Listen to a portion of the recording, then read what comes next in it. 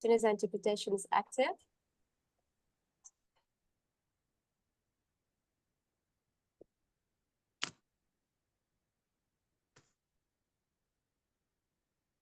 Right.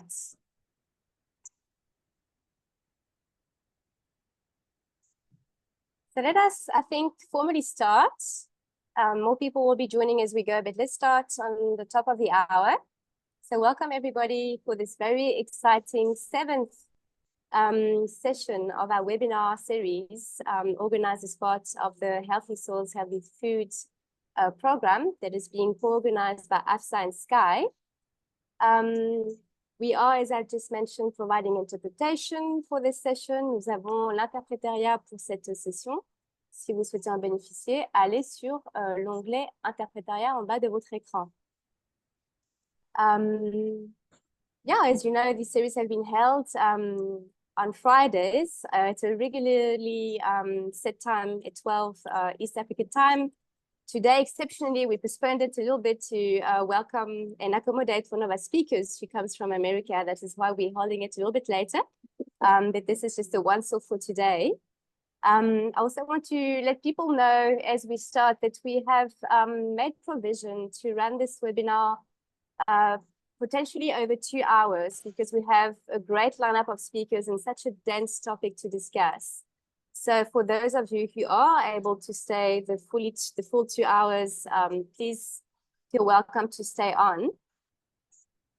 With no further ado, I would like to invite Charles to please say a brief word about AFSA so that people who don't know the organization are familiar with it.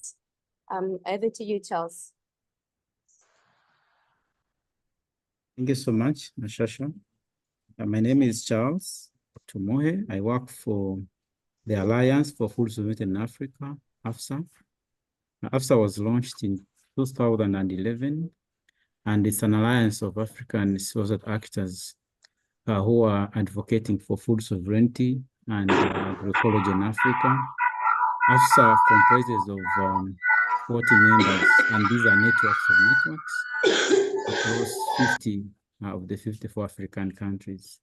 So AFSA, with its membership, promote African-led solutions, bringing together traditional knowledge with natural resource control.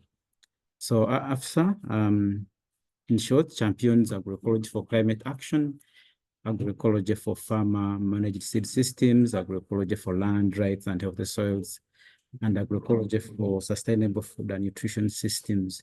So in case you need to know a little more about AFSA, I am going to share the AFSA website in the chat, so you can read and learn more about the work for AFSA. Thank you, Shasha. So thank you very much for that, Charles. And now I would like to invite Stephanie Audin, please, to just say a few words about the Sky Network. Thanks very much, Sasha, and good morning, everyone. My name is Stephanie Aubin, and I work with the Seed and Knowledge Initiative, also known as Sky or SKI. Sky is a regional partnership of 15 organizations in Southern Africa. It includes local NGOs, community-based organizations, farmers organizations, research institutions, national network. And all those organizations came together in 2014 to promote farmer-led seed systems in the context of agroecology and food sovereignty in Southern Africa. So we work both at the grassroots level, supporting farmers there, and at the national, regional, and global levels doing advocacy work there. Since 2020, we've been collaborating with AFSA to jointly design and implement the Healthy Soil, Healthy Food initiative. We have 6 Sky partners who are hosting a Healthy Soil, Healthy Food Center, namely SFHC in Malawi, Kasisi in Zambia, Poret and Tsuru and Chinika in Zimbabwe, and Bawatch in South Africa. So these 6 Sky partners are leading the Healthy Soil, Healthy Food movement in the Sky partnership and in the Southern African region. While with the regional team where I work, we provide coordination support. As Charles said for AFSA, I will put a link to the SKY website if you want to know more about SKY. I'll put it in the chat. Thanks, Sasha. Thank you very much, Stephanie Aubin. I was screening as you were speaking, just a brief description of the Healthy Soil, Healthy Food initiative. And I think now I would just like to do some brief housekeeping because I see people are posting about themselves and where they hail from in the chat box. Charles, if I can invite you to please drop in the chat box the COBRA link that we use to also track participants. Like that, we can have a consolidated registry. And I would also like to ask you in the same breath to please drop our first poll for today. We have over 75 participants who've joined now, and we would like to know who's in the room. So you will see up here on your screen a little box. It's a poll that asks you which category of stakeholder you are. Are you a farmer, a researcher, a trainer? Are you from an NGO, the private sector, an international organization, or government representative, or perhaps a donor? And this is very useful for us to know who's in the room. Our speakers can also tailor their address according to the audience. So let's give this 20 seconds, and then we can get the full picture of who's attending today. And we will kickstart very shortly after that.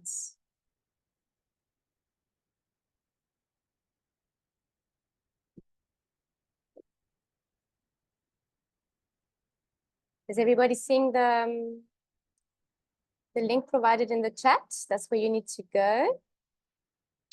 Sorry, the link on your screen there, and then you can just share your input. Let it run a bit because we don't have a great lot of responses yet. While this is happening, let me perhaps just start with presenting today's session. So we have up to now walked quite a road exploring various aspects of the healthy soil, healthy food nexus. We have looked at fertility management, seed management, animal management, how farmers can actively be engaged in this research, and markets for farm inputs. Today, we will be pursuing our journey, elevating our thinking by taking a deep dive into the policy and advocacy for healthy soils. We all know that approaching decision makers, leaders, and stakeholders to facilitate dialogue, to entice for change and find ways to bring evidence from the ground in terms of how this should be shaping policy is a rather challenging task. So yes, this is not easy business, and there's a great number of questions that we are going to be seeking to address on this topic today. In essence, what does engaging policymakers to mainstream agroecology and agricultural practices entail at the regional, at the national, at the local level? We would like to perhaps also have some compelling examples of advocacy strategies that have been rolled out at these various spheres of governance to inspire our work around the continent.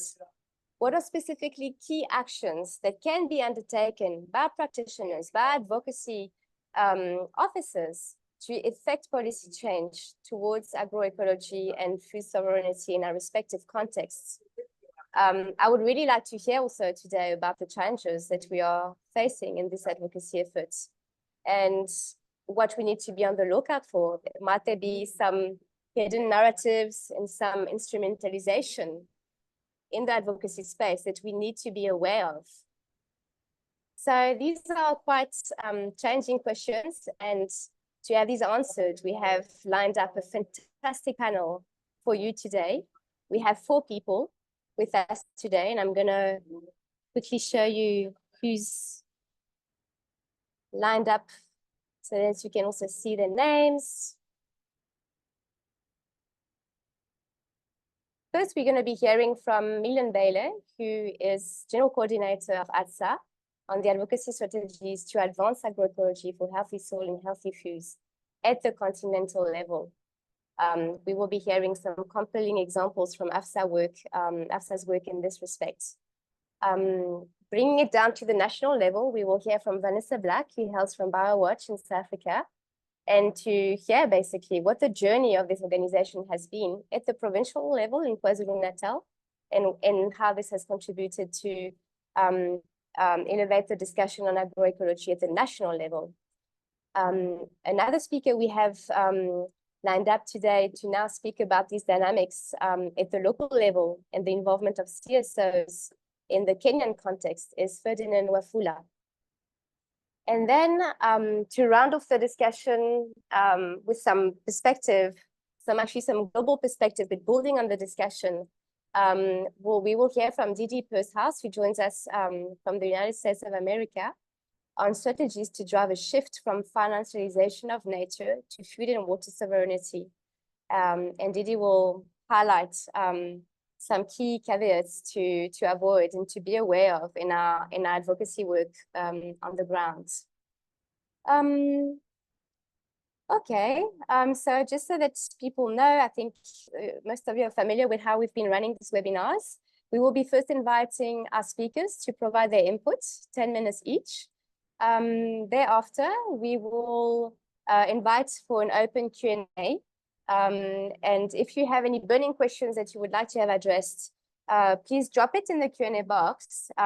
We will invite our speakers to address these in detail in the writing if possible, and we will pick some of these as well for the general discussion. I think I've covered the intro grounds. So with no further ado, I would like to invite you, Million, please, to get ready to...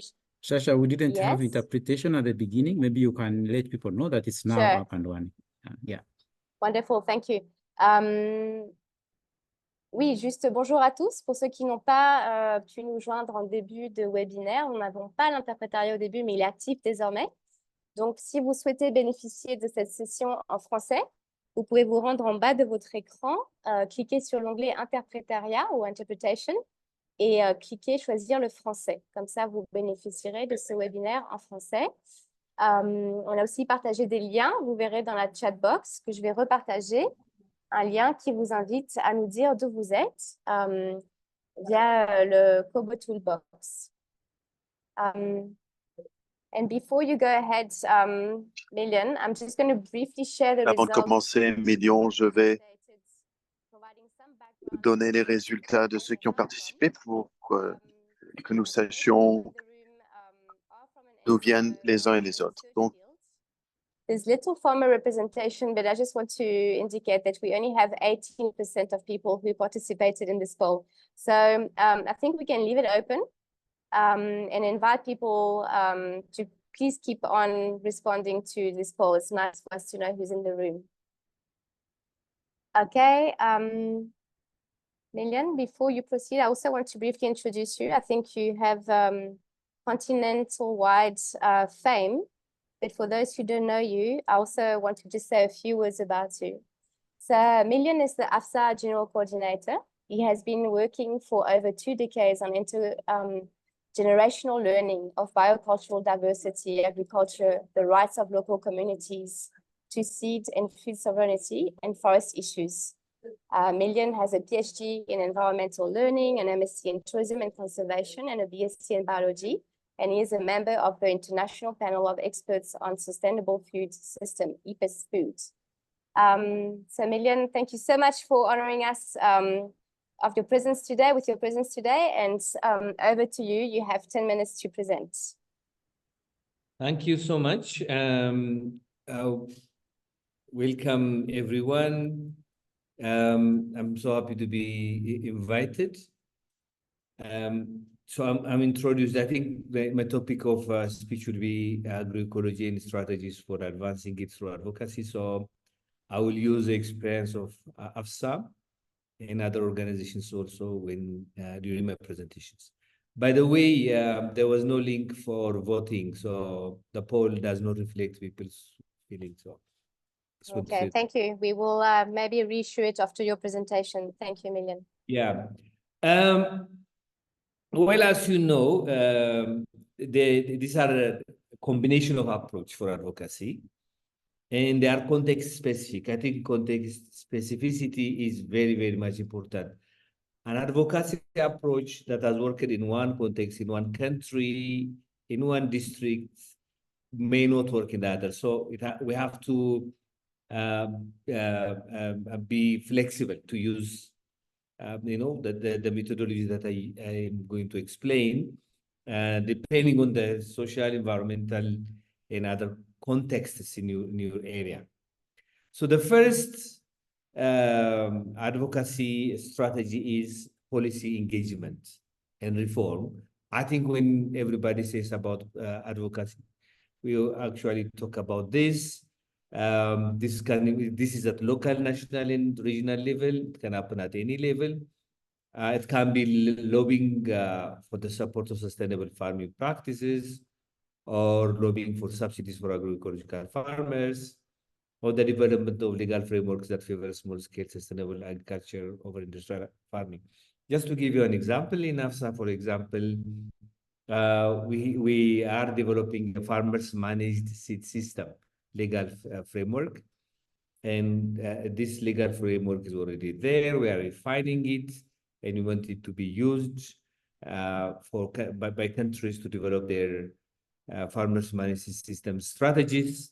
So we are doing advocacy, and we have even started a campaign for that. And we are lobbying also for a continental level food policy. In Uganda, we are working on encouraging or convincing the Ugandan government to develop a Ugandan level food policy, and also an agroecological policy and strategy. So these are some examples. Education and capacity building, this is very, very much important. We can have decision makers. When you say decision makers, it is very broad. It does not only mean government, it can only mean also other actors. So we can use them, we can call them for workshops, for training programs, and demonstration projects to showcase successful agroecological practices. And building the capacity of farmers is also part of the education and capacity building. And we are doing quite a lot of that in AFSA, and our members are also doing it all over Africa. So I don't have to tell you about this, but this is a very critical strategy. Research, when we started as AFSA, we said that does agroecology work in Africa? And we wanted to know, both for ourselves and to promote that. So we did start to collect data, information, and we have done that from almost all African countries right now. And we, as AFSA, the importance of networks as AFSA is we can do a meta-analysis of these case studies, and we can say that yes, agroecology works because of A, B, C, D. So that level of meta-analysis is very much important.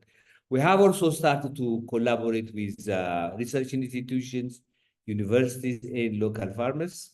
For example, in one project called Practice, we are working with a range of universities here in Uganda. So working with the universities and research groups and local farmers is very much important.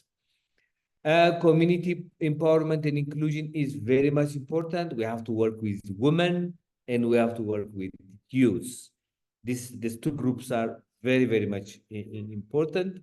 We have, started a youth wing in AFSA. We had a meeting last year, and this year, at the end of this year, in October, we are planning 1,000 youth summit. So organizing this kind of community and youth and women grouping is very much important. And we have to, this is for ensuring their participation in decision-making processes.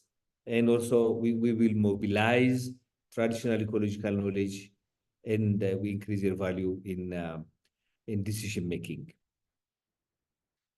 Market development and access. This is very, very critical. A lot of our civil society groups jump when we talk about market, but market development and access is very much important. As you know, we have an African agroecological entrepreneurship program in AFSA, where we are doing this in 4 African countries now, hoping to increase in 6. And this is critical as the question of job is very, very much important. And this will help us also to open the minds of governments to consider agroecology. Networking and alliance building, we have a maze of alliance with a number of organizations.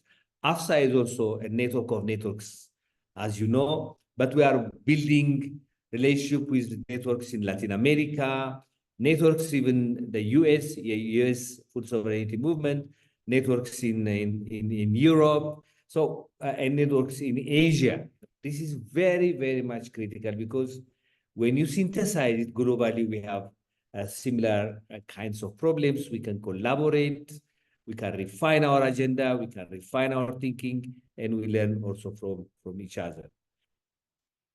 Public awareness in advocacy, this is very, very much important. Raising public awareness about the benefits of agroecology for food sovereignty, health, cultural protection, and environmental sustainability is important because it will help us to shift public opinion. We have in AFSAT, My Food is African campaign, and this campaign is becoming very, very famous all over Africa, even all over the world. It catches the imagination of everyone, and it involves local level seed fairs, food fairs, a lot of fun activities on the ground where we can invite decision makers to these events. So this is a critical strategy. Demonstration project, this is very, very much important. We have to take people to areas where agroecology actually works. We usually take, people in the different areas to show. This morning, for example, I was talking with one funder, Bread for the World. She went to Togo, and she was really, really surprised, positively surprised with what she saw in Togo with one of the projects that we are working with. We take also people to Biogy, and they appreciate what's happening in Biogy, they root it. So these demonstration areas are very much important. Technology is important, with some grain of salt, but for information sharing, even for collaborating with farmers, for bringing farmers together, for aggregating their products, technology is very much important. We are using technology now to communicate, and WhatsApp is also is becoming very, very much important. But however, we need to really, really consider it, how to regulate some technologies. Otherwise, there's already a lot of data theft. The 5 richest companies in the world now are those who are working on data. They take data and they make it into their wealth without us getting anything. So appropriate regulations are important when we use technology, but we need to use technology, and we can use technology to mobilize actors. And finally, international collaboration and funding. We need to work with funders, and we are doing that. Whenever we go to events like COPs, we work with a number of international organizations. We need to get resources also to do our work on ground, but also it's a global level of collaboration is very much important because it can help scale up successful initiatives and bring global attention to the importance of agroecology in Africa. I think my 10 minutes are over. Thank you so much for giving us your attention. Thank you. Thank you very much, Milian. That was actually 9 minutes. Excellent timekeeping. Oh, really? Yeah. Do you want more time? No, I think it's fine. Maybe I will use that for questions and answers. Okay, I have some burning questions for you, so we'll come to that. So thank you very much for sharing this, the multifaceted ways in which we need to be acting on advocacy and the work that AFSA is doing in this respect. Thank you very much. Charles, is there any chance we can perhaps re-share that poll that we perhaps only shared too briefly earlier to give people a further chance to just tell us about their backgrounds and which type of stakeholders they are for this webinar? It should be showing on the screen again. I don't know if people can give us a heads up. Are you seeing the poll on your screen? No. No, not yet. So maybe I relaunch. I think a relaunch. Relaunch would do. Yeah, because I can see it had ended. So relaunch let's all do it again. Yes, it's here now. Thank you. Relaunch is up now, I think. Yeah. People are eager to participate, so I think this is the right time. We are short of one person to make this 100 people webinar. Let us give everybody the chance to just tell us where they hail from, and not to say they would be the only people doing advocacy, but clearly the picture I see emerging from my side again is that we have essentially people from the NGO, CSO sector and researchers in the room. So if people have any direct question they wish to direct to Megan, please drop it in the Q&A box. Some interference from someone's mic. Can we identify the source and mute? Does you want to mute everyone and then we start again? Yep, it's done. Thank you. Okay. Am I muted as well? No. Okay. We've got 70 participants. I don't want to give this too much time, so I'm going to end the poll and hopefully people will see it on their screen. Share results. So as you can see, yes, 43% of people in the room are from the NGO sector. We have some researchers, others, undescript, nondescript category, and just a few farmers. Okay, thank you. This is useful, I think. I'll stop sharing this for now. And now I would like to invite you, please, Vanessa, to get ready to share screen, maybe activate your video so that we can see you. It's always nice to see who our presenters are. You are our second speaker today. Hi, Vanessa. So let me introduce you to Vanessa while she's setting up her PowerPoint. So Vanessa Blake has since 2017 been serving the Advocacy, Research and Policy Coordinator role for BioWatch South Africa. BioWatch was established in 1999. It has been a beacon for environmental advocacy, supporting smallholder farmers and collaborating with civil society groups. And under Vanessa's stewardship, BioWatch challenges the entrenched industrial food systems, advocating for agroecology. And there's lots of work to be done on that front, South Africa especially. Her efforts are instrumental in promoting biodiversity, food and seed sovereignty, and social justice, reshaping the landscape of sustainable agriculture in South Africa. So yes, Vanessa, we are looking forward to your presentation, and I'm sure that the history, the story that BioWatch has encountered and the journey that you have walked in South Africa will be a great source of inspiration. So thank you for joining us, and over to you. Thanks, Sasha.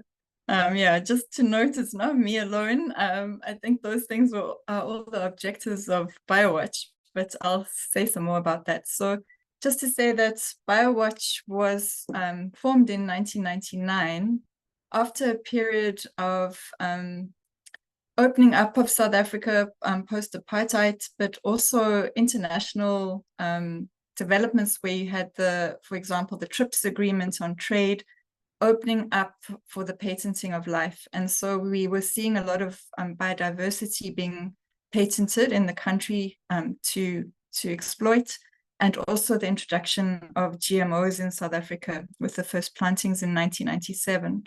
So BioWatch initially began to try and resist the theft of our natural resources and the introduction of GMOs.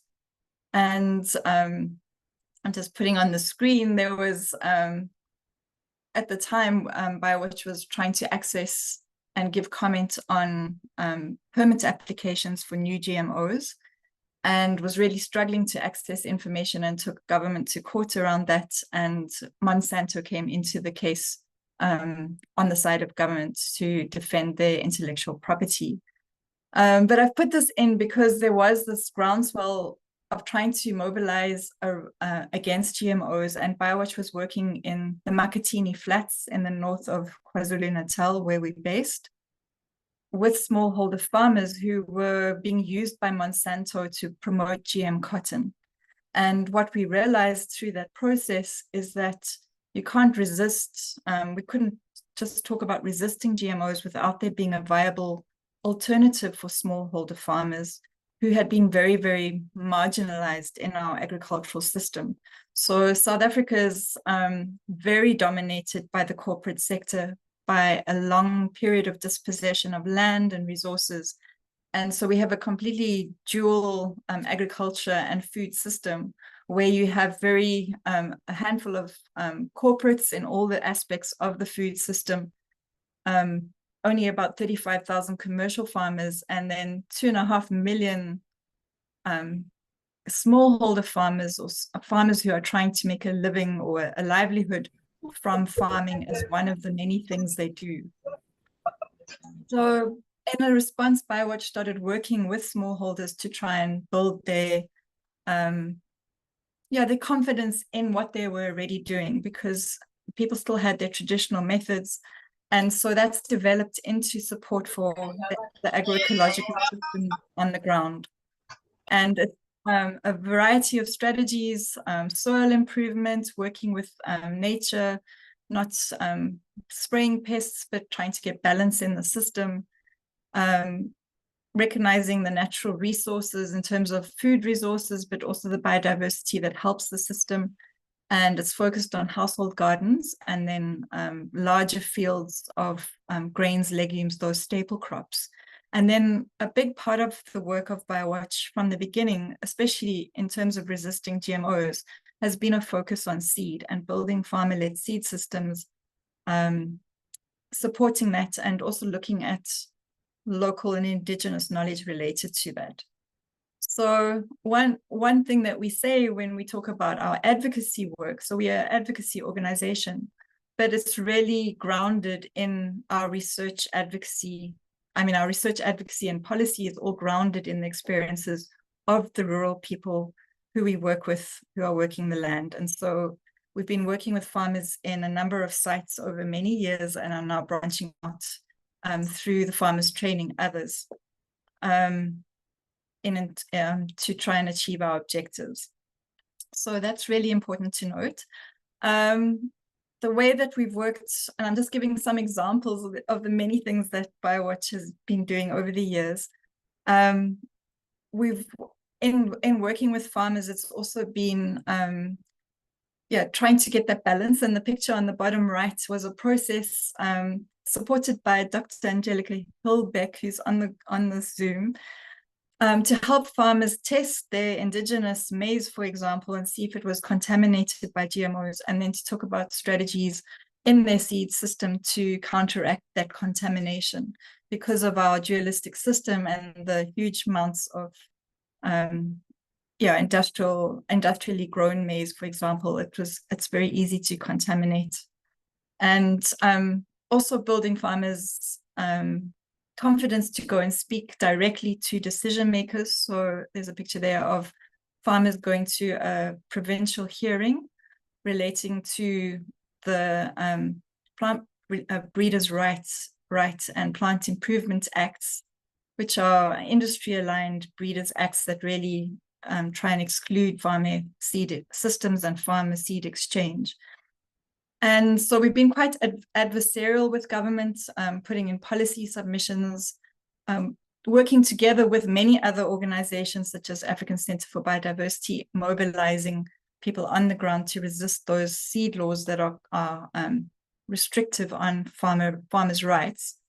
But then we've also been trying to come closer to national governments. So last year we hosted the National Gene Bank, some of the staff from the National Gene Bank who came to farmers, and farmers could share the diversity of seed they have, how they're saving it, their methods. And the Gene Bank was really impressed by the agroecological methods that were helping farmers to be resilient at this very difficult period where we're having extreme droughts and extreme flooding. The other thing that we've done is to then try and connect people in the province. So we really have been trying to look at advocacy from many levels. So it's not just national, but building from the local to the global. So one of the things we did was initiate a provincial platform, trying to connect organizations that are very interested in agroecology in the province of KwaZulu-Natal, where we work.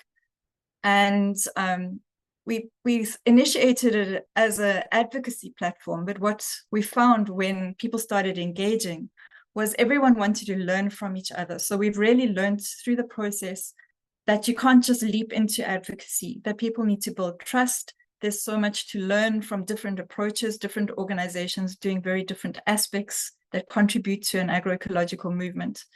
And so we've had face-to-face learnings twice a year. And then we try and build advocacy issues into those exchanges, hoping over time to build our trust and our capacity for advocacy as a platform. The other things that we've done over the years, farmers themselves have hosted seed fairs in their local communities to share with each other, to share to the community what diversity they have, to interest people in indigenous food again, which is often like things like millet, sorghum, more resilient seed, especially in terms of climate change, and also more nutritious. And more recently, we've had an agroecology farmer fair where farmers from different areas have come together to exchange, share seed, but also share just demonstrations of recipes, how to do different things. And last year, we also had a launch of a campaign on millet and sorghum to emphasize that these are very ancient grains that need to be revived because of the climate challenges that we will experience. That work on the ground and in the province also links into Sky, as Steph shared about what Sky is. So as Sky partners, we've had a farmers' rights campaign where farmers have also shared with each other. There was some moving around from seed fair to seed fair, learning from each other, but then also convening policymakers and researchers and farmers to share the different ways that our partners in the Sky and in the Seed and Knowledge Initiative are supporting farmers' rights. And linked to that, we had our farmers at our fair the year before last, sharing what they thought was important around their farmer seed systems and what needs to be taken up in policy to support that. We've also been part of the last seed, the documentary that Rosa Luxemburg co-produced with AFSA and with BioWatch and Pelham to promote them, to raise awareness around the importance of farmer seed systems and the onslaught against them that's happening on the continent. We also work at a global level, and I know I'm supposed to be focusing on national, but I just wanted to put this in here. The particular arena in which we have been participating is something called the Committee on World Food Security through the Civil Society and Indigenous Peoples Mechanism. And it's not a treaty body, but a UN body that makes guidelines on food security and nutrition. And it's been quite an interesting space. So we brought our experience from Southern Africa into that space to try and influence the policy guidelines that are made. So those policy guidelines our governments agree to by consensus, and they're supposed to bring them into our national policy. So we're trying to use that to influence our decision makers at national level. But it's also a very interesting space at the moment because the South African ambassador has just been elected as the chair for the CFS. And so we're hoping to try and influence that space more. But what's also useful about participating is that you see what is happening at the global level and some of the things that are coming at us from the industrial sector. So the countries that are aligned with corporate companies, what kind of language they're talking about, what they're trying to push through as a corporate or industrial agenda that might seem like it sounds nice, but is actually just another way to increase input sales, for example, and their influence on the food system as a whole. And I think Didi is going to speak to some of those, and I'll come to some later. But yeah, so it's a very interesting space to also see where we need to advocate and what things are going to be put into our national policy from our decision makers because of the influence of the corporates at that global level. So part of the process that we've been involved in the CSIPM is also, as I said, bringing our experience from the ground. So particularly in the COVID time, the CSIPM was trying to get the CFS to take up the issue of the food crisis that was unfolding and the many crises that we see unfolding due to conflict and many other reasons.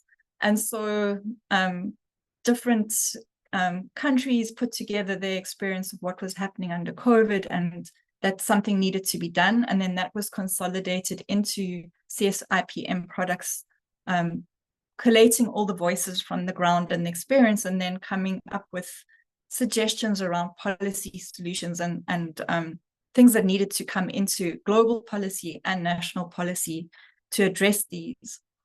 So other ways then that we also have looked at our evidence to try and reclaim narratives and advocate for agroecology has been, for example, also sharing farmer stories. So what farmers are saying, and particularly at the end of COVID, we shared stories of resilience. So in KZN, we'd experienced a whole lot of intersecting crises, as we are bound to be experiencing as we go forward. So we had COVID, but we also had very extreme weather events, a drought followed by extreme flooding that washed away a whole lot of infrastructure and was really terrible. And then we also had riots that cut people off from the formal food system. So this publication was to try and speak to our policymakers around supporting agroecology to provide so many people who are struggling to make a livelihood with support for agroecology, which is really resilient in the face of these many crises. And then also the CSIPM took all of this experience also and tried to resist the UN Food Systems Summit that was proposed and pushed with a corporate agenda to take to sort of redirect the way the food system issues are being addressed from the CFS into another space that was more corporate controlled. And I think many of us in this space now have been part of a response series of workshops and input into this document from African CSOs, particularly looking at African issues and the way that aid, things like the influence of the Gates Foundation has been influencing what happens on the ground in Africa. And AFSA has been a very key part of pushing that and revealing what's happening on the continent. So having said all of that, I just want to say what's really been key for us in all of this is that our national governments are the sort of crux of all of this. So we're bringing all our voices from the ground, and there's global policy, but the decision makers are at national government. And so we really have to influence what's happening in our national space so that our decision makers take that thinking into global policy or make good policy for us on the ground. So with that in mind, one of the other things that BioWatch has done was to initiate something called the Agroecology South Africa platform to try and catalyze a transition to agroecology. And it's been a process that started with first connecting a whole lot of passionate individuals in the agroecology movement in the country and saying, how can we start a platform? Is it a good idea? How can we work together? And then that was followed by a meeting of organizations with interest to try and land this in an organizational space. We made a lot of plans also relating to all sorts of things, advocacy, research, what should happen in the education space and on the ground. And then COVID hits. So the platform sort of went online. And so we have a very good online listserv that continues to provide a space for people to share advocacy alerts, to debate issues, and to mobilize for people to join in advocacy responses. So during lockdown, we had quite a lot of online sharings of initiatives that were ongoing, some research-focused learning conversations. And then we also had a collective effort to mobilize against or a response to the interim budget during COVID, which really was cutting down on all the social spending and putting it into militarization in a way to control the situation under COVID. And then also in response to government support programs for small farmers during COVID, but which only focused on industrial inputs. And so there was quite a lot of mobilization to critique how those grants were being handed out, to ensure that they go to the right people, and then to critique the kind of inputs that are provided. After that, as people got back into the field, energy fizzled a bit. And so in late 22, some of the core organizations really tried to come together again. And I just want to say very clearly that it's not BioWatch pushing this, it's really a collective effort. So one of the key things about all our advocacy initiatives is that it's with partners, it's with networks in our sector, whether they're regional or provincial or national. So in this case, led by ACB, an open letter was written to the Minister of Agriculture, Land Reform and Rural Development, and copied to our Parliamentary Portfolio Committee, to the National Planning Commission, and our Agricultural Research Council, basically saying, why are we not getting support for agroecology? Because it's got social benefits, it's got nutrition benefits, it's got resilience benefits, it's adaptive to climate change, etc. And this was also riding on a critique by the Portfolio Committee of the ministry for not spending their budget. So following from that, we had various follow-up engagements last year. Firstly, I'm going to make a presentation to the Parliamentary Portfolio Committee, and then a whole process of trying to engage around why there was a whole lot of policy that was hanging, particularly an agroecology strategy that started and then stopped in the 11th draft, and looking at what kind of policy could fit in to support agroecology and what is needed in addition.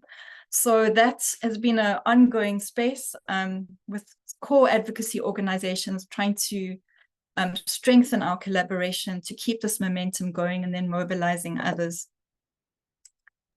Vanessa, I'm so sorry to break your flow. You're a little bit over time, and what you're saying is so vital. If you can quickly wrap, please. Thank you. And just to say that some of that national work is very much guided by the 13 principles of agroecology that came out of the experts report in the CFS, the scientific panel. And so we're using that as a framework because it has the social issues that are so important as well. And then just to say that the other part of it is to look at not just the advocacy around the agroecology and the benefits, but also to look at the industrial food system and to look at the problems in it and work with those issues. So coming out of the platform, there's also been setting up of something called Unpoison, and a lot of activism around hazardous chemicals and insecticides, pesticides that are used in the industrial system. And then also as BioWatch, we've been looking at a response to climate change, because at the moment in South Africa, we're looking at all the climate change policy as a country, and all the different sectors are supposed to be coming up with adaptation responses. So we've also put out fact sheets critiquing the problematic side of the climate and agriculture solutions, such as conservation agriculture, to some extent climate smart, and looking at the contribution of the industrial system to climate change, trying to get understanding of the food system as a whole, not just the production side or the input side, but the whole food system and what an agroecological food system can look like. And so last year, we were also part of a collective of organizations that's really starting to try and bring together organizations, farmers, fishers across sectors, including labor, to engage with governments on what a just transition of our South African food system should look like, bringing in just transition principles into the climate and food system debate. And yeah, that's what I wanted to share. And this is just a link to our materials where you can see a lot of these publications that I've put up on the screen. Thanks. Brilliant, Vanessa. Thank you so much. And I'm sharing the BioWatch website in the chat box to make it easier for people to access these resources. Thank you for this very detailed presentation of how things happen in the national context. And I think during question time, hopefully you can elaborate a little bit more even on the breakthroughs that that network managed to facilitate in terms of eliciting a response from governments, because I believe there's some stuff happening there. So this is wonderful. Thank you very much, Vanessa. Next in line is Ferdinand Wafula. So Ferdinand, thank you very much for joining us from Kenya. Ferdinand is a very active contributor to this series on healthy soils and healthy food. And we've invited Ferdinand today to now share with us the perspective from the local level, looking closely at what he's been doing, networking with various CSOs in Kenya to actually mobilize stakeholders in the decision-making space and to foster support towards agroecology. So Ferdinand, I know that you are just going to be speaking. There'll be no specific presentations. You're going to just tell us your story. And I just briefly want to present you before we hear you.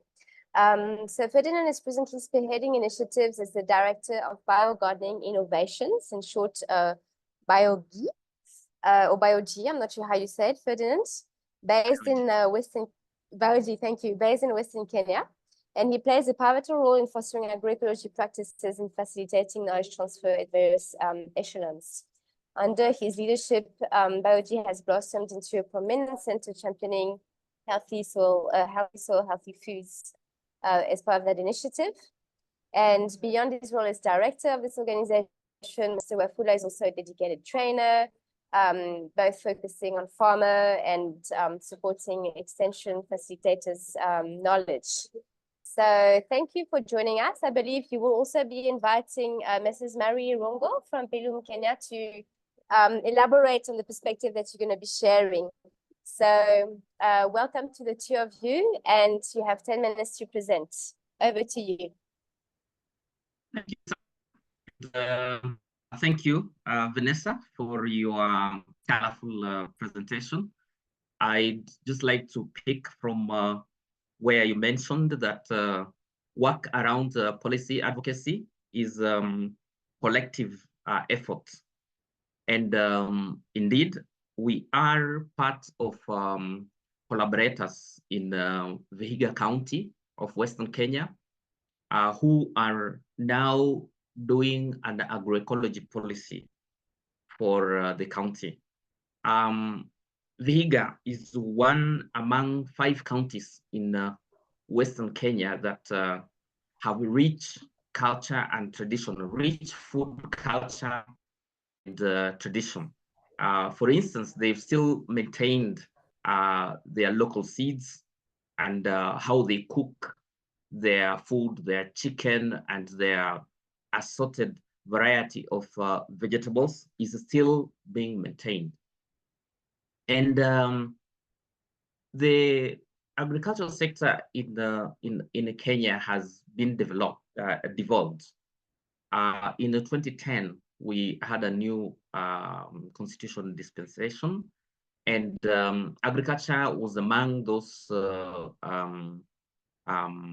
services that were devolved, and that meant that officers at the counties were tasked to develop their own policies and seek ways and means of seeing how extension service works. And in the absence of extension service at the county, then the counties would be working with what is provided at the national level. So in 2023, there was a first regional agroecology conference that held in Nairobi, and I attended through AFSA's support as one of the centers that are doing healthy soil, healthy food, community of practice. And in this particular conference, I meet the county director from Vihiga, who's also been invited and supported to participate by another organization, Biodiversity International, who are also part of the stakeholders in Vihiga. And then I also meet Mary Irungu from Pelham, because we're also part of the Pelham family. We are members of Pelham Kenya. And there was a convergence of ideas, because one of the counties in Kenya, Murang'a, had already developed an agroecology policy, and that was the very first one. And as it was being celebrated by all those actors who've been involved, the county director for Vihiga thought, well, this would be a good opportunity to get hold of the other stakeholders who participated in that development, and also seek ways and means of seeing that Vihiga also developed a policy. And now within the counties, there is some competition for performance contracts, because they are signing contracts, and it's based on some of the tasks that they're supposed to accomplish, and one of it is on policy. So the director for crops in Vihiga thought this would be a good opportunity, and when he heard about agroecology and wanted to interrogate more, and met Mary from Pelham, Kenya, then that became a very good opportunity. And then Mary shared with me and said, okay, you are going to be part of that stakeholder, because Vihiga has expressed interest in developing the policy. So we boarded that ship, and we've had a series of workshops, and maybe one most important was a workshop, a 5 days workshop on developing content for this particular policy. And when I was invited for this workshop, there was information like, please come with all the materials and whatever you can to help us develop content. And I knew this is not normal business. It's not business as usual, that this is actually what we've been preparing for all along. So we into a workshop, and Mary was also there, and other stakeholders that are also in the county who are also doing some organic farming, some sustainable agriculture and permaculture. And while doing the workshop process, we realized that we also have a group of county officers who are also not really for this process, but who wanted to distract the process. And they would ask, for example, isn't this just organic? Isn't this agroecology just organic agriculture? And what is the difference? And then we had to get into some of the knowledge that we've shared through these webinars, and what AFSA has also been preparing us, and what we are also doing, our experience in working with farmers on the ground, and relating some of the practices that farmers have. Nous avons partagé des pratiques apprises par les paysans et pratiquées aussi depuis longtemps à travers la tradition.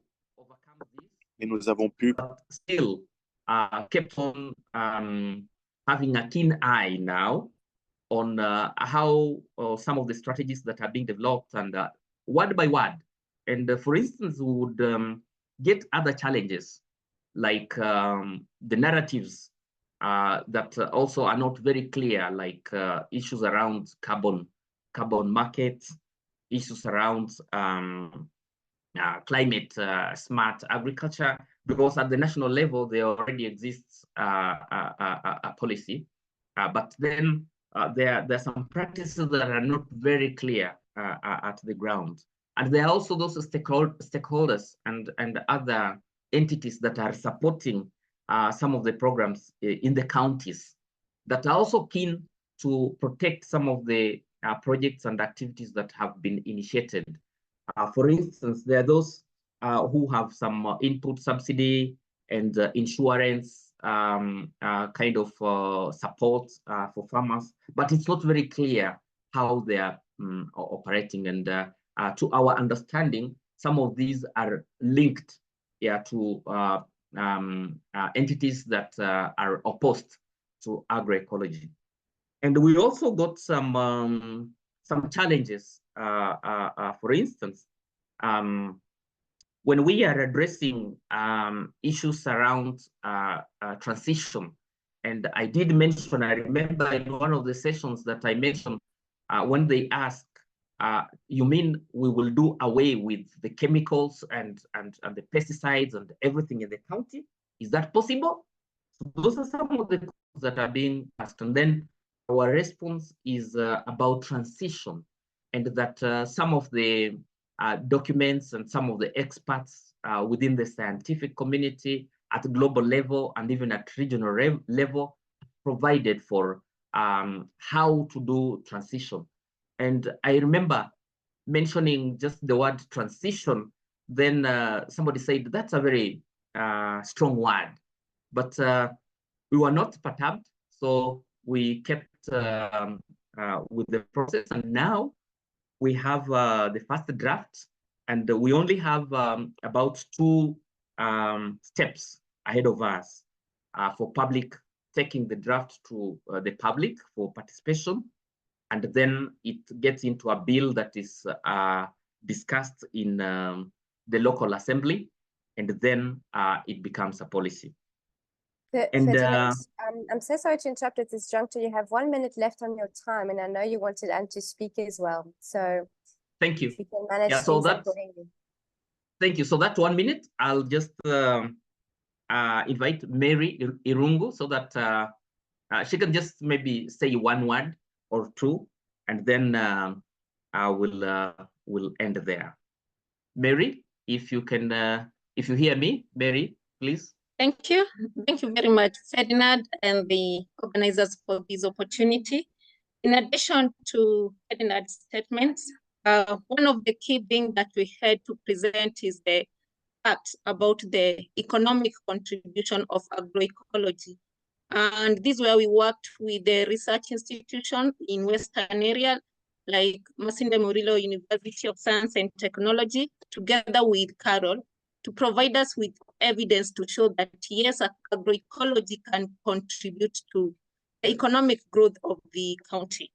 The other key thing was all the counties in Kenya, they do come up with county integrated development plan. And in our engagement with the county, we ensured that agroecology has been incorporated in the county integrated development plan, and it's one of the deliverables of the county government of Vihiga. And therefore, these linking the policies that already exist at the national level and what is at the county level was an area that has really accelerated the process. And maybe in the remaining second to mention that during the capacity enhancement of the partners together with the technical officers, we raided on the experiential learning where we are taking the team that is working on the policy to the farmers who are within Vihiga County to learn and see, yes, agroecology is working. Agroecology can feed the community. Agroecology can feed the nation. Also to Muranga County, we have already developed an agroecology policy to learn which were the enablers, what are the challenges that they encountered, and why is Murang also much ahead. And these were the key learning that we tapped into. And also in the neighboring country, we had an opportunity also to visit Uganda to also learn the agroecological practices within the farmer, and also hearing from the farmers that agroecology can work and can feed us.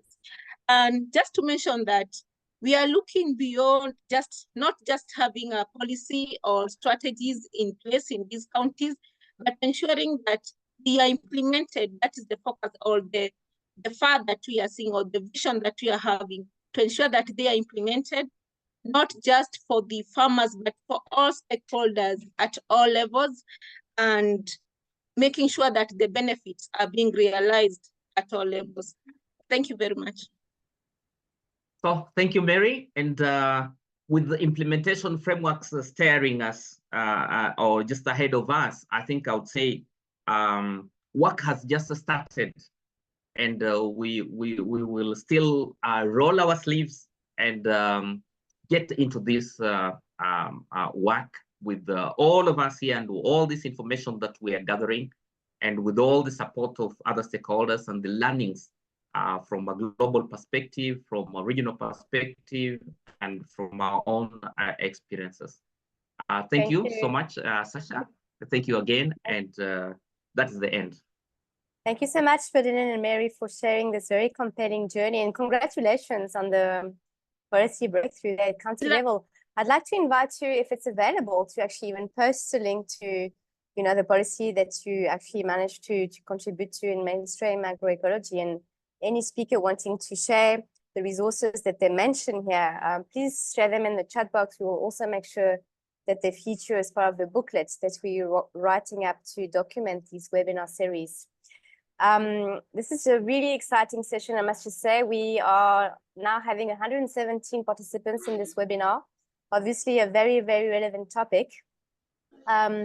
With no further ado, and I think also the previous contributors have set the stage nicely for you, Didi, with a lot of them, alluding to the false narratives and the things we need to be aware of. So we decided to call on Didi, given her expertise on the subject matter, the tremendous amount of leadership and research work she's been doing in the agri-space in various countries, really looking at, what works and also what we need to be aware of, the false narratives, the false solutions that are being pushed, because this must be clearly at the front of our minds when we're considering the advocacy space. So Didi, if you want to start screen sharing, and I will briefly say a few words about you while you're setting up. And we have to thank you again, Didi, for joining us from an early morning start on your side. I very much appreciate you moving it a little bit. Thank you so much. Go ahead. Okay. We couldn't not have the benefit of your input. So Didi Pershouse is the founder of the Land and Leadership Initiative, which is a space where people learn to see the processes of living systems at work and find effective intervention points. So Didi teaches participatory workshops, both in person and online, exploring how natural systems regulate local and global temperatures, weather, and climate. So it's really riding this nexus of the science and the leadership and the people system, and how humans can help by changing land management policies, economics, and mindsets. Didi is also an independent trainer and a curriculum developer for the UNFAO Farmer Field School program that I'm sure you all know about. And she's also been working with the Andhra Pradesh Community Managed Natural Farming Initiative in India, which I'm hoping, and I know you're going to be telling us a bit about. So Didi, the floor is yours. You have 10 minutes. Thank you so much. Thank you. And I really appreciate being invited here. I'm very inspired by what everyone is doing, and hope to be able to incorporate some of that into wherever I'm speaking next or teaching. So, so you've probably heard a lot of language that we hear this language all the time, and much of it sounds very good, but and some of it actually there are some good things happening in it. but it's important to keep an eye out for certain things that sound good and are often not. And I want to say, just as a global statement, that my belief is that all people are good and are doing the best they can. It's policies and beliefs, et cetera, that can get problematic. It's not about individual people. So language like carbon credits, net zero, carbon neutral, payment for ecosystem services, natural capital and assets, natural asset companies, which was a move on Wall Street to create an entire new space that was going to be valued at more than the entire world economy, that actually just got canceled. Water futures trading, wetland banking, and endangered species banking, where someone is actually destroying a wetland, but then buying up or creating something human-made somewhere else. But there are banks that actually trade for people to destroy wetlands or destroy habitat. Public-private partnerships can be very beneficial, but it's become kind of a code word for governments taking on the risk of the private sector. Nature-based solutions, again, I'm very much for nature-based solutions, but that language has become something that has been co-opted. Similarly, climate smart agriculture, you'll hear that some things, the 30 by 30 or 50 by 50 initiative of conserving that much land, 30 by 2030. Again, there could be very many benefits to it, but is it a form of a land grab?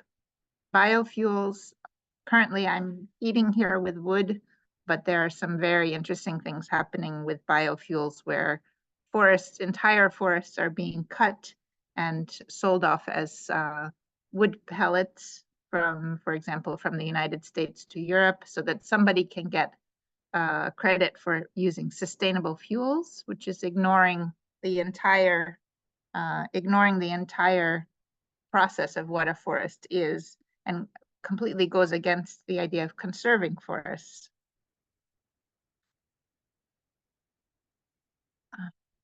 Sorry, I'm just trying to figure out how to advance here. Okay. There we go. So I put up a few news items that people may have been hearing about. In particular around carbon markets and carbon credits, there's a lot of eviction happening, a lot of places moving in, saying that now that we have the rights to the carbon credits of this land, we actually have rights to the land itself. And so people are driving people off of their land or protecting forests, sometimes with machine guns, where land that has been managed for many, many generations, very sustainably. And this is one of those things we really need to watch out for. Peru is one of those places where we see that. And people burning down people's houses, etc., all in the name of these carbon credits. A lot of these carbon deals are happening based on ideas that there's going to be some huge boon to the local people. But as you can see here from the beginning of these carbon markets, it has dropped dramatically. Now these are valued at 20 cents of $1 US, so $0.2. Whereas some of what people are expecting is that they may be getting $180 per credit, and this is just $0.2 per credit. So the promises are like many other broken promises to Africa and other places, that there's all this money coming to you, just let us take care of everything. And the money is not forthcoming. It's not forthcoming from climate funds, and it's not forthcoming from these carbon markets. People are starting to become aware of this. For example, many of you know that the Vera credits, 94% of them are false and phantom credits, and that they're not actually counteracting anything. Big news now is that the United Arab Emirates is planning to lease millions of hectares across Africa, in Zambia, Tanzania, Liberia, and Zimbabwe. And we just have to look at what do these leases mean for the local people. This is a very excellent article, The Defense of Nature, Resisting the Financialization of the Earth, that really gives a lot of the background here and has an incredible example of this agreement signed by just a few stakeholders, really literally like 2 or 3 stakeholders, to 2 million hectares of a forest ecosystem, and the lease lasts for 100 to 200 years, without any knowledge of the indigenous communities that are actually managing that land. So why do we need to be cautious here?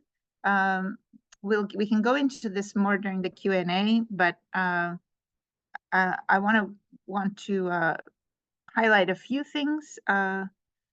That it's not really looking at places as a living system managed by living people. It's thinking about a forest, for example, in terms of sticks of carbon. It's a big accounting sheet. It doesn't reflect how life actually works. In the ecosystem services narrative, ecosystem services are defined as services to humans and business. It's not looking at an ecosystem as being something that is providing for everything in the system, to all the animals and plants and insects, etc. It's payment from owner to owner. So it's like treating nature as a slave to humans. A lot of this language that's being used is for greenwashing. So the company will increase its profits through virtue signaling, or saying that they're being climate neutral, when in fact these are offsets. So the polluter keeps polluting. It's not actually reducing greenhouse gases.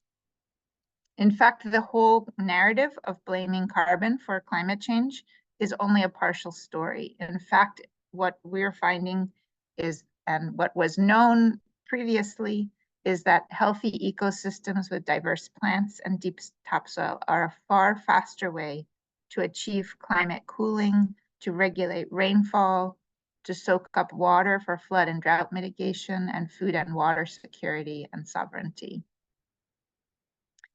Some of the social things to look out for, that even if markets fail or prices drop, the control of the land is still in the hands of the contract holder.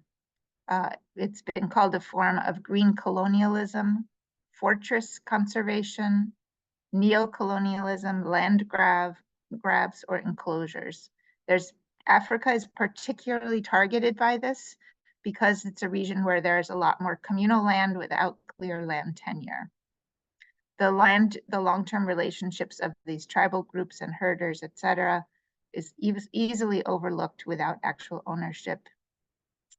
And there are many, many other reasons that we can talk about in more depth. So I do want to spend the last couple of minutes and talking about effective ways to approach policy, rejecting the financialization of nature as a false solution. So being very willing to speak up about this when it is, when you are able to, and finding places at all levels of governance and social systems where we can describe this and give examples. The Indigenous Environmental Network has a very excellent excellent website and documents about this, with some arguments of exactly why this is problematic. Another is to draft and pass rights of nature laws, both in the Constitution and local laws, where the nature itself is given rights rather than the humans who own that nature. Ecuador has done an excellent job of that in their constitution, and we also see things in Bolivia, New Zealand, Panama, and India. Studying places where effective land use change has happened without payments or incentives. Andhra Pradesh, India is an amazing example of that, where over 800,000 farmers in one state in India have switched to agroecology without any incentives, without any payments. And in fact, because they're using less inputs, they are making more money themselves simply in their own accounting. Very important to do power mapping and engagement of stakeholders early on to protect land tenure.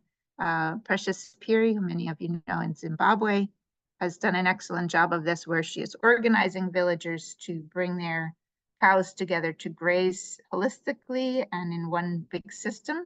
But she found that if they don't make an agreement ahead of time with a local or regional governance, that they would come in and say, well, thank you very much. The land looks much better. Now we're going to turn it into a safari park. So setting that up ahead of time, understanding how power dynamics may change as land is improved. And then lastly, to just end here, a really key piece here for me and for many of us who are working in this space has been to learn about money and where it comes from, and then to grow local sources of money.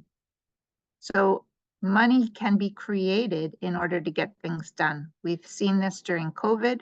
We've seen this in the United States during the financial collapse, where money was created in order to bail out the banks. We have some also positive examples. Money was created in New York State. This is now like 100 years ago, in order to create water for the city. They created a new currency that could be used to pay your taxes, and use that to pay the people to do the work. And then the money eventually circulated back through the economy, back to the state. It's creating national and local banking systems and credit unions that cycle money more locally, rather than the money leaving and going to make money for big banks. Is another approach. And then the last and really beautiful one is creating lending circles and debt cancellation. We have a wonderful example of that again in Andhra Pradesh, the women's self-help economic groups, where these women who have led this major agroecological project I was talking about, with hundreds of thousands of farmers. It all began because women were meeting in small groups, 10 to 20 women per group, and putting aside a small amount of their savings, and then being able to leverage that money for larger loans and using it to help each other with agroecological projects and many other things. And building that is actually a power building, community building in such a way that they were able to take on many, many other projects, including spreading agroecology throughout the state. So thank you so much, and look forward to your questions. Thank you so much, Didi. It actually gives one goosebumps to understand the intricacies of how agricultural and food systems are being monetized, in the depth, how deep this runs. The example you shared of what Precious Piri had to say, we actually had Precious as one of our speakers in one of the previous webinars, and she gave us a full picture of how holistic management is run. She did not mention that her great work was being hijacked by the safari industry. So thank you very much for that.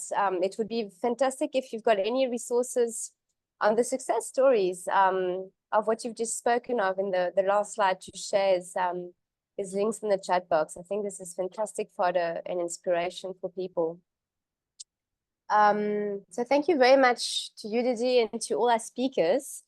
As mentioned earlier, we have decided to expand this webinar to allow speakers a little bit more time to make their presentations, because the topic is so dense, and also to give us decent talking time. So normally we would be ending soon, but we're giving ourselves another generous half an hour to really talk and go deeper in the subject matter. There's just been very few questions posted in the Q&A.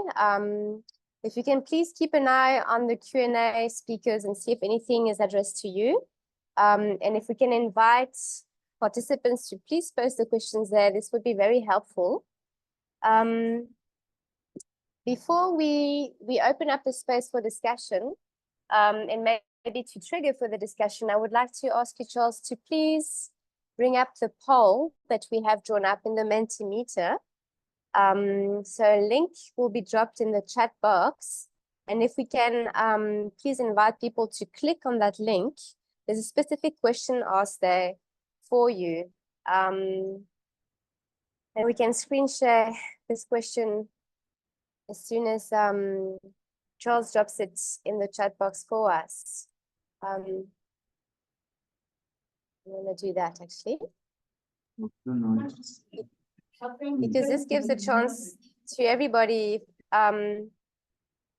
to actually like have their voice heard in terms of the challenges or the constraints that they are encountering in their respective contexts for advocating for agroecology. So if you click on the link in the chat box, this screen will show on your browser, and then you can be free to type in 3 different sets of answers possibly in terms of the constraints you are encountering.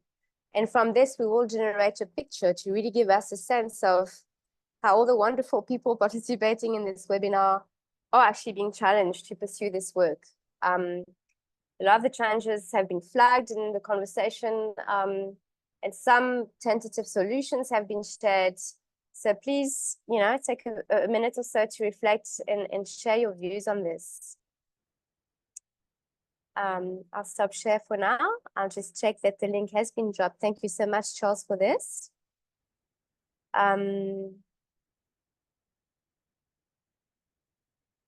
And I see lots of questions are being dropped in the chat box by our Francophone colleagues. So let me quickly translate them for the benefit of our speakers.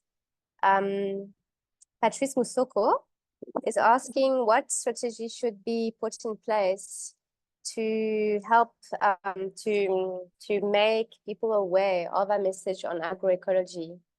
So this, I think, is an open question to all our speakers. It's a very sort of all-encompassing question, but what specific strategy, what perhaps would be the most prominent intervention that you think an organization should initiate to advance these messages on agroecology? And then we have Ali Belabi, who is asking whether direct sowing is considered as protection parameter to protect soils and conservation. So I think, Didi, given your work, perhaps this is directly addressed to you. Because this is not so linked to advocacy, I will drop it in English for you in the Q&A, and you can please respond to Ali directly. Can you say it one more time? Let me put them. So is direct sowing seeds directly in the ground considered as a parameter to help protecting soils and conservation? Maybe I'll ask Ali to actually rephrase. Ali, si vous pouvez juste reformuler votre question par rapport au semi-direct, et on l'adressera directement à Didi, je crois. So whilst we are looking at questions, the word cloud is emerging. Charles is sharing, what are the stumbling blocks to advancing this advocacy work on agroecology and food sovereignty. So policy is a big one. So basically people perhaps are feeling disconcerted in terms of the existing policy framework and how this can be addressed.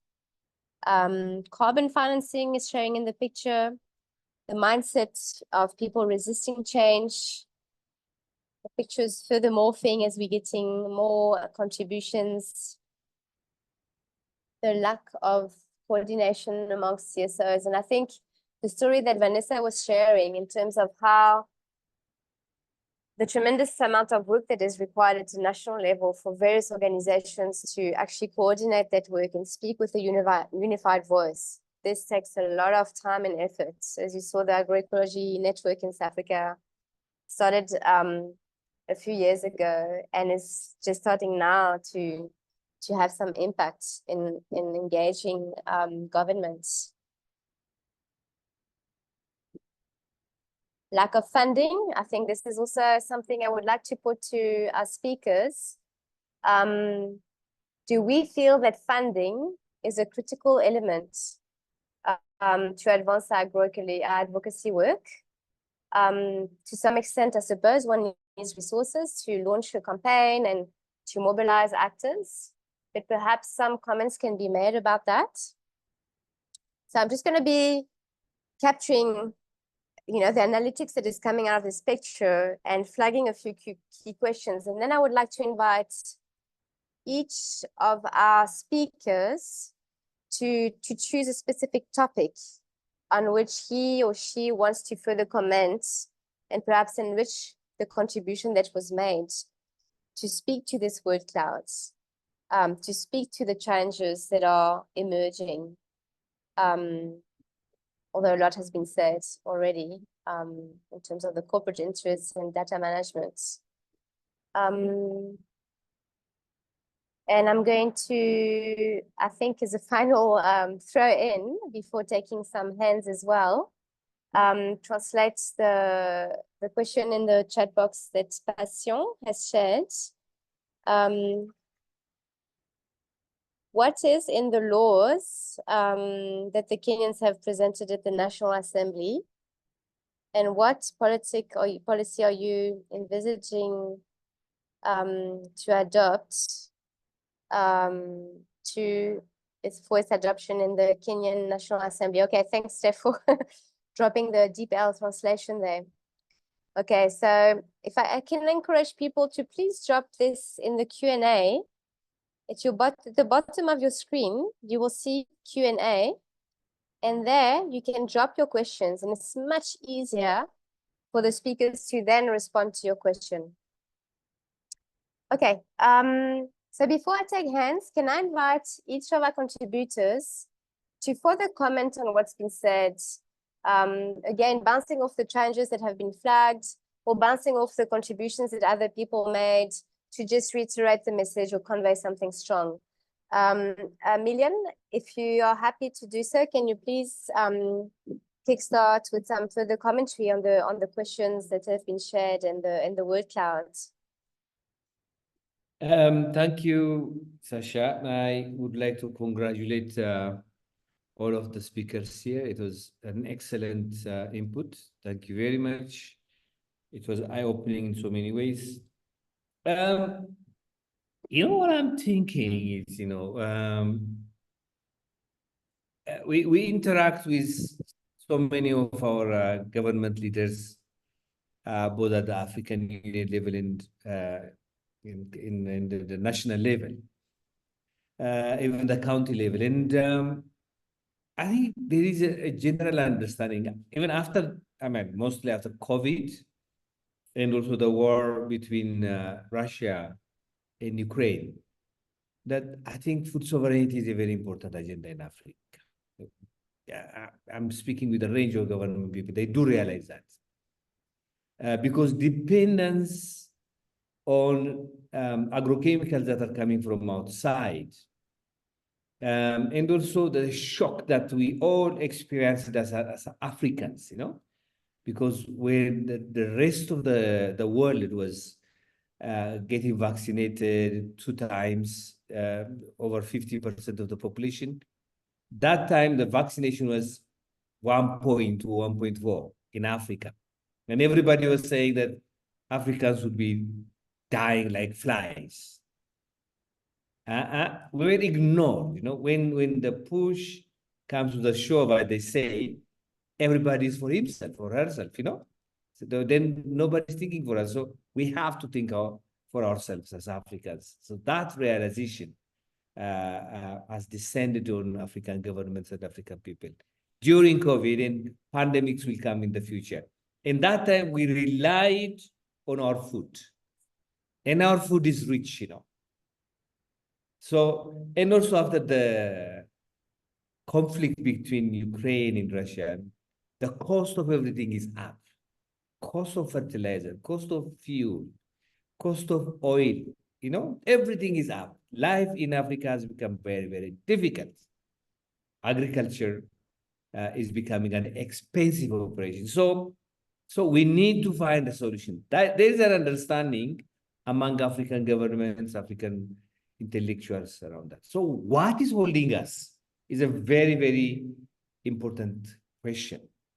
I think, why do governments run to these big companies for money and or philanthrocapitalists like Gates, under Agra. Why? I think partly the answer, I see it in two perspectives. One is this narrative, this very, very, very strong narrative is already in our DNA. The narrative says that, oh, Africa cannot feed itself without agrochemicals because Europe and the USA fed themselves because of high-yielding varieties and agrochemicals and genetically modified organisms. The third one is false, actually. So there's that narrative, and Africans are not using their land properly. Let's give the land to somebody else. And we need business, under the PPP, public partners, arrangement, private-public partnership. This kind of. So there is that. It is very powerful, and there are a lot of governments who believe in that. So we have to defeat, demystify, and debunk that narrative, and we can debunk it, and that's what we are doing as AFSA for a long time. So and the other issue is African governments are in debt. It's a huge debt. And debt faltering is happening. It happened in Zambia, it happened in Ghana, and it's happening in Ethiopia now. So we are in debt. We are wallowed in debt. All the money that we give, we're paying to others. So that's problematic. So in this kind of situation, people or governments are happy to receive money from outside and change their seed solution. Seed laws, seed regulations, and whatever, because of to get that name. And that's happening, and that's one of the strategies of the Western world that is exhibited under the draconian rule of World Bank and IMF. I am just that all that idea. All are important ideas and all are important challenges. Thank you, Sasha. Thank you, Milian. And I think flowing from what you've shared now, from your vantage point, obviously you've got the continental perspective in terms of the trends and the receptivity of policymakers in the agri-space. Are you discerning different trends in terms of the regional blocks? If you were to look at Northern versus West, Central, Southern Africa, Eastern Africa, what is, in your view, in your lens, your critical lens, the degree of receptivity to this policy change? And what are the underlying factors that have perhaps resulted in change happening more in some blocks other than others? Is it about the funding support? Is it about the standing leadership? Is it about the bigger receptivity to the counter narrative? I think it would add value to our thinking to have your perhaps objective assessment of these regional dynamics, so that we are a bit informed about it and then have that picture. Yeah, it's not black and white like that, but let me try. In West Africa, for example, ECOWAS in general is developing an agroecology strategy. I don't know at what stage that is. And the response of this regional strategy under ECOWAS is different from countries to country. But the French government is supporting that. It's interesting how what's happening in France actually and what France is promoting in West Africa. It's very, very much interesting. France is going to this gene-edited, large-scale, whatever, farming. In France, farmers are angry because the life around them is changing quite fast. And I think up to how many thousand, I don't have the figure exactly now, but thousands of farmers in France are leaving agriculture. And farms are getting bigger. But the French government is supporting agroecology in Western Africa. ECOWAS is being supported. so much dynamism in countries like Togo, Senegal, in Benin, other countries. I see that, East Africa, I think in East Africa, there's a lot of dynamism. Even in countries like Kenya, on one hand, you have the president who is endorsing gene-edited crops, GMOs, and whatever. On the other hand, you see a civil society coming up with the agroecology strategy of Kenya. And at county level, you see the story from Muranga and also the other county where Ferdinand is operating, coming up with, Vihiga coming up with this strategy. Even in one country, you see contradictions in it. And you go to Ethiopia, there is a strategy being developed, but again, the government going in another direction. Uganda, the same thing. So very difficult to speak as a bloc. Southern Africa, as you know, South Africa is a really, really vibrant civil society. A lot of things happening, really, really good actors, but a GMO country in the continent, And Zimbabwe, the government policy, I've heard the president speak about some things, an approach to agroecology. He didn't call it an agroecology, but what he said is somehow agroecological. But the minister talking about, inviting big business under PPP and having big land, monoculture, that kind of thing. We are living in a huge contradiction. Maybe because of the reasons, those funding, money, countries cash strapped, and the narratives and around that. But there is change happening, that's for sure. Let's see the people, the civil society. So many of the people who are in this call are doing quite a lot of things. So there is change happening at the global level and also in Africa, but there are a lot of contradictions still. Yeah, thank you very much, Miriam, for sharing that contrasted picture, that perspective. I think it helps with us understanding where we work and the very yin and yang type of picture in which we operate. So thanks for that. I would like to invite Vanessa to also now please take a few minutes of reflection to perhaps bounce off what Miriam has just said, add on a bit from your perspective on things that you didn't touch on and which perhaps the word cloud is sort of prodding you to respond in a few minutes. Yeah, so first one was Million talking about the narrative about having to feed the world or having to feed the country. And someone asked about our links to the university. We did try an intervention with an agricultural college near to our office. And that was one of the key things that we came up with, that both lecturers and students were so convinced that it was an impossible objective that agroecology could actually feed people. So despite the evidence that was unfolding in the demonstration plot, it was really, really challenging. And it was actually lecturers that are concerned about nutrition that invited us to come to the college. And they could see the sort of discrepancy in the, trying to provide nutrition in this industrial system. But it was really eye-opening about how entrenched that view was in the college and then in the students going out of the college. I was also thinking around the question about funding.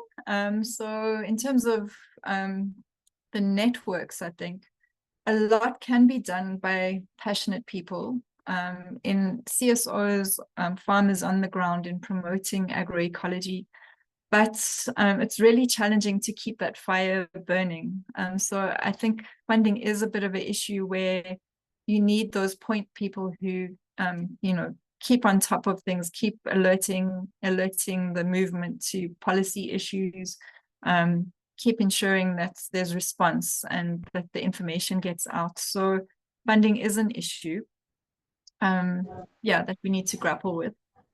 And then another big challenge for us in South Africa, and I think it's different maybe for other countries on the continent, is that because of our very dominated agricultural system and food system, we really don't have that groundswell of farmers. And so it's CSOs pushing a lot, but we need more of a farmer movement. And I think it's very difficult for farmers because, you know, I think we come with our ideas, we can see the big picture and where the false solutions are, and that things that are being offered are traps and are going to get people onto a treadmill they can't get out of. But for a farmer on the ground, you're very often just trying to make ends meet. You don't have resources to invest. Labor even is a challenge in many areas. And so the smallholder system is being eroded day by day. And it's almost arrogant for us as CSOs to say, like, you know, advocate when you're a person who's in those circumstances, really just grappling with day-to-day things and now climate change, etc. So yeah, how we build that and support the farmer movement is really a question that's always on my mind.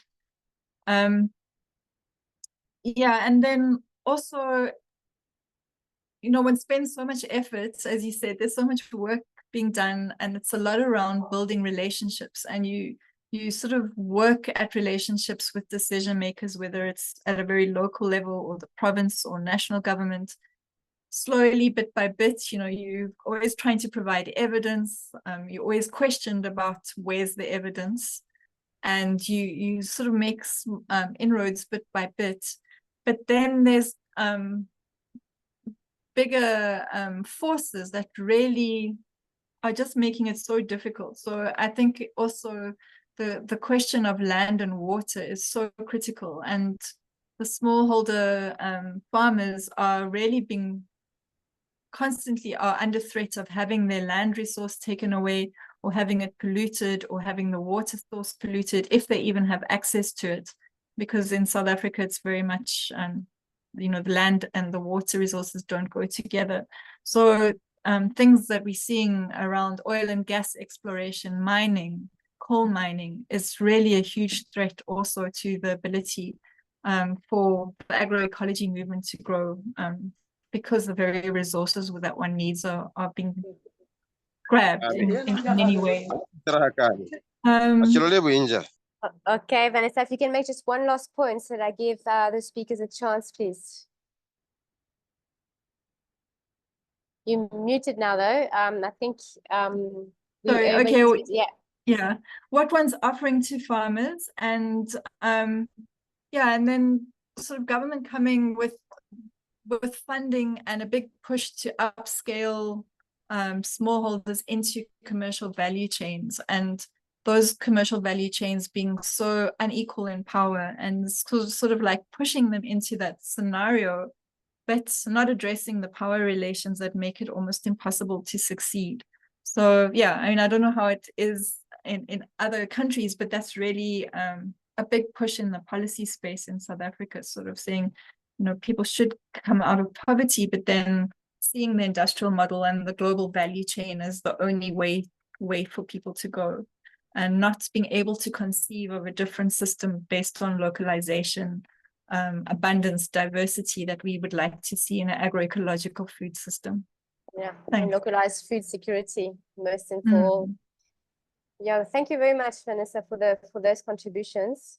I see a hand has been up for a while. I will invite that hand. I just want to give the other contributors, please, a chance to further respond to all the things that have been said and the questions that have been appearing in the chat box. So Ferdinand, would you like to share some further insights and provide additional information based on what was addressed to you?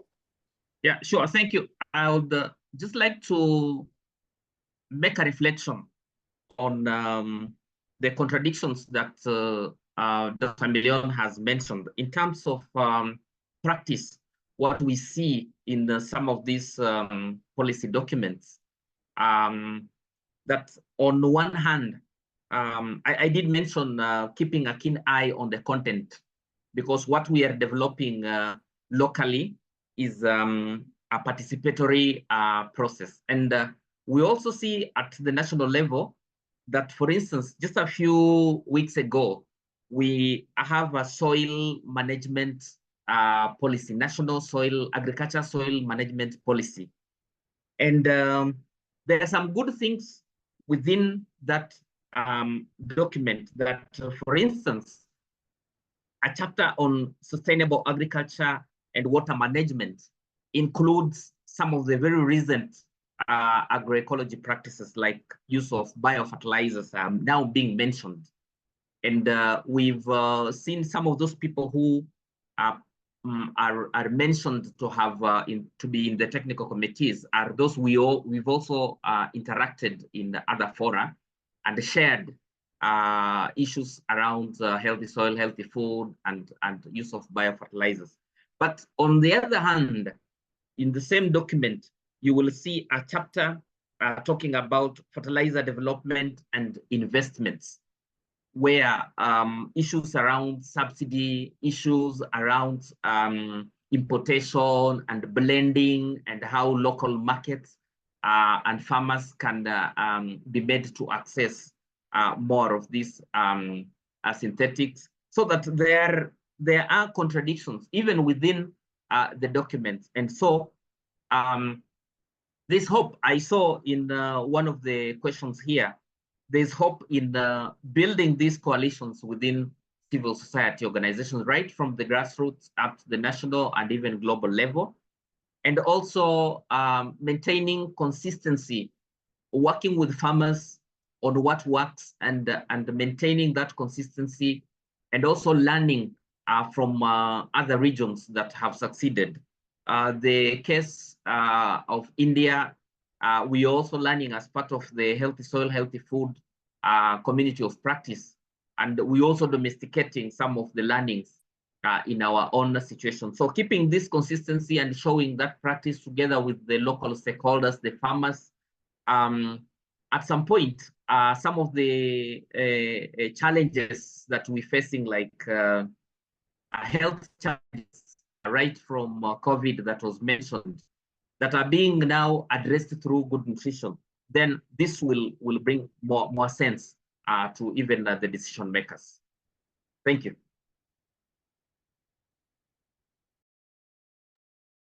Ferdinand, thank you so much for that. We're running a bit out of time, and I want to give Didi a chance to also speak, please. Thank you, Sasha. I think that for me, one of the real constraints here is the way that we look at systems and as broken down into parts rather than as a whole system. And ironically, climate change, looking at climate change through the lens of just carbon or just atmospheric gases, is one of the things that is limiting us at this point. Because as we are learning, originally the study of climate change included land use and land degradation as factors in climate through, for example, the water cycle, not just through the carbon cycle. And when we start to understand how plants, including cover crops and agroforestry and mature forests, etc., can cool the region just through plant transpiration, like the plants sweating, and also how the deep topsoil that is created in a very biodiverse agroecological type landscape, how that deep topsoil can soak up rainwater that falls, soak up any water that you do bring there from the river, soak it up and keep it underground for long term for the plants. That itself is cooling the climate, it's cooling the surface. It's making it much less. You just think about the difference between summer temperatures in the city and in a very diverse green rural landscape. And you know that at nighttime, it cools off in the rural landscape because you have all of those living processes happening. So if we were to understand both climate mitigation and climate resilience through the land lens, not just as carbon, I think agroecology would start to make so much more sense. But sadly, for a number of reasons, climate is being looked at only Heureusement, le climat est perçu comme étant, le changement climatique est perçu comme étant un problème carbonique et un problème. Everything simply as carbon, but it's also leading to technological solutions where there's a chance for big money to be made. For example, from mining, and we know that the cost in Africa of the mining to create the infrastructure in the global north. So Africa actually has the solution to climate mitigation and climate resilience or adaptation, because you have the knowledge and the understanding and the land-based to change the temperature regionally and to change the weather globally through the rain cycle. And it's not just about carbon and lithium, etc. So it's not just elements on the periodic table, it's living systems as a whole that are breathing and moving and changing how rain flows and all of that. So when we start to understand things as a whole system, agroecology will make a lot more sense. Thank you, Didis. And I think that is a critical sort of overarching message that we can bring to decision makers, is that if you restore critical ecological functions, things are taken care of and abundance will thrive. Food systems will be regenerated. Thank you for that so much, Didi. We have had one hand that has been persistently up. JS, I'm sorry, I don't know what your name is. We have 2 minutes, but I do want to give you an opportunity if you want to please ask your question. Yeah, so I just wanted to ask you a question regarding policy and carbon credits. The idea of many people, especially in African countries, and the problem is corruption is a big thing in Africa. I think corruption is a global phenomena, but corruption in Africa is really bad. So the biggest problem is we have large corporations that are actually excavating all these lands, these forests, and actually now planting new trees and now establishing, they're saying, oh, this is carbon credits. How do you prevent that? The problem is that these politicians and people are just supporting these big corporations, but nothing is happening to prevent these large pieces of forest and jungle from disappearing. Thanks, JS. I think this is a tough one, and maybe Didi, I mean, you spoke extensively to this point, but do you have a short answer to a very complex question? If I understood the question, it's how do we prevent the forest from disappearing through? How do we prevent African decision makers to just adhere to this whole carbon market paradigm? Yeah. Well, I do think that understanding that the carbon markets are failing and are false and failing is really key, because there's a lot of false narrative around how much money might be gained, and also that the market is going to go up, and it has done nothing but go down. So in one sense, it's just a poor economic decision. On the other hand, it's really important to understand that the money that is to be made there is not going to African countries or citizens. It is going to the investors in those markets, and it is going to the companies that can use that carbon neutral or etc. greenwashing to prop themselves up and profit more. So understanding the economics behind it is key, but it's everybody is so urgently trying to be good at climate through this carbon idea, as the only solution to climate. It's problematic. So it's in some ways just a matter of continually educating about whole systems, but in Vermont, in the United States, the state where I live, we had a 3-year working group for payment for ecosystem services. And it seemed like a great idea. It was originally proposed by farmers that the state pay them to help restore the land and watersheds. And it was very quickly co-opted by people trying to use us as a test case for Wall Street to develop markets. And we actually, a very small group of us, just kept speaking out against this. And in the end, our draft policy was against payment for ecosystem services as a market strategy. So we were able to use that, but it took really being very, very brave to speak up. And I know that being brave here in the global north is a very different kind of, we don't have to be as brave here as many people in the global south have to be, where the stakes are much higher. But bravery and willingness to actually stand one's ground is a key aspect to this. And that's where I think the experience of the women in India, where building those social networks is as important as anything that we do at the policy level, because we have to have a group we can come back to and say, how did that conversation go? Thank you, Didi. I really like this this inspiring note around bravery, and I think this ends it well. It's about the personal connection, the leadership, the bravery. Actually, the advocacy stuff is also about all these very important soft human skills in those connectors. Thank you very much for that. I'm sorry we are now coming to an end. This webinar is running over the time we had allocated for it, but I think everybody thoroughly enjoyed it. We had over 117 participants at some stage. We still close to 100, so everybody is hanging in here till the end. I'm going to drop in the chat box the Google Drive that we have set up, where all the PowerPoint presentations of all the previous sessions can be accessed.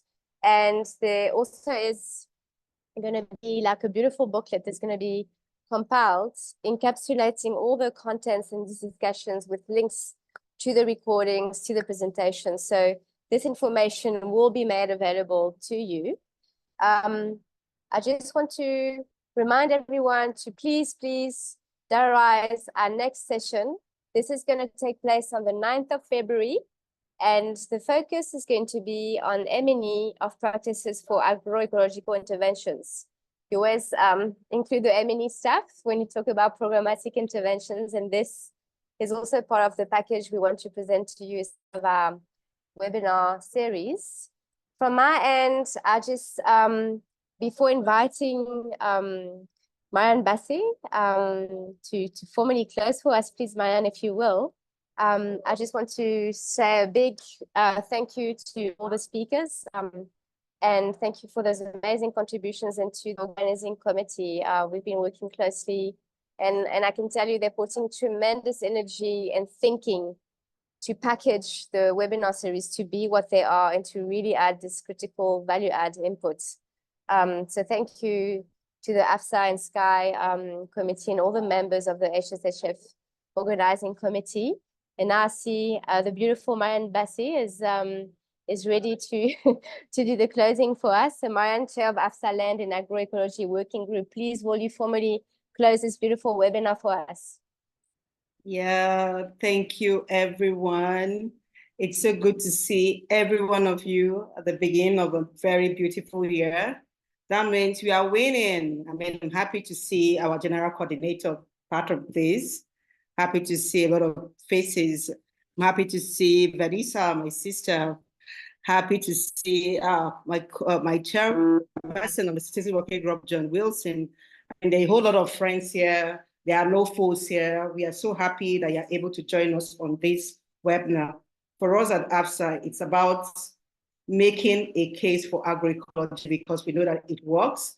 And I've been very, very, very, very motivated by the presentations, the comments, the interventions. And somebody said we are not fighting the people. We just don't like what they are doing. So we can change this narrative. We have this in our hands. We got this. Imagine all the examples that have been shared today. So agroecology works. Agroecology can feed our nations, and truly, truly, we can make a case for agroecology. So make it a date with us. Keep safe, keep doing it, keep speaking it. Let's not get tired. We have the people, we have the numbers, we have the solutions. We got this. So please keep in touch, stay safe, stay connected, and see you next time. Bye, everyone. Thank you, Marianne.